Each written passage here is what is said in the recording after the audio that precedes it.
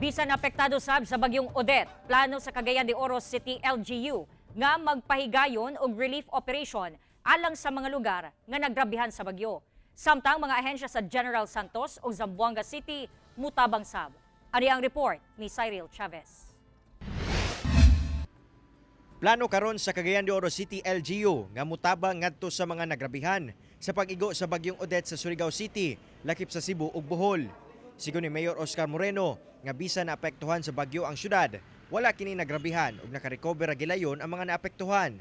Busa ang mga empleyado sa City Hall mag-amotay og 50 o 100 pesos gikan sa ilang sweldo alang sa mga hinabang. I think mas maayo sa mag-organize ta og relief operations para sa atong mga kababayan outside of Cagayan de Oro. No? Sa General Santos City, nagpadala og kapin 50 ka mga police personnel nga mutabang sa relief distribution sa DSWD Region 12 alang sa mga nabiktima sa bagyong Odette sa Caraga Region.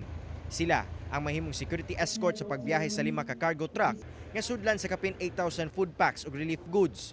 Miabot sab sa 800,000 pesos ang cash donation sa mga empleyado sa Pro 12 alang sa mga nabagyuhan. This is only to show that PRO 12 or the Philippine National Police are here to serve our people. Sa Zamboanga City, kapin 7,000 family food packs, mga tent, habol, tuwalya, bedsheet, muskitero, lakip mga hygiene kits ug mga tambal gikan sa DSWD ug DOH sa Region 9 ang gisakay sa barko sa Philippine Navy aron ihatod sa mga nabiktima sa bagyo sa Caraga Region, ilabi na sa Siargao Island.